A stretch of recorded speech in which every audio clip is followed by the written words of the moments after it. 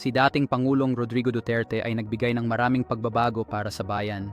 Kabilang dito ang pagpapahaba ng bisa ng mga pasaporte at lisensya ng driver sa 10 taon kasama ang kanyang Build, Build, Build na programa na naglayong mapaunlad ang infrastruktura ng bansa.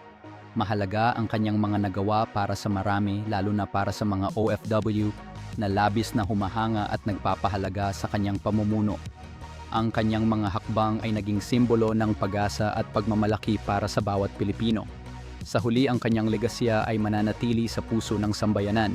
Sa kanyang mga nakamit muling nabuhay ang pananampalataya ng mga Pilipino sa kanilang gobyerno, ang kanyang mga proyekto ay nagdulot ng mas mabuting buhay at mas maginhawang paglalakbay para sa lahat. Ipinakita ni Pangulong Duterte na ang liderato ay hindi lamang tungkol sa kapangyarihan, kundi pati na rin sa paglingkod at pagmamahal sa bayan. Ang kanyang legasya ay isang alaala ng tapang at dedikasyon na patuloy na magsisilbing inspirasyon sa mga susunod na henerasyon.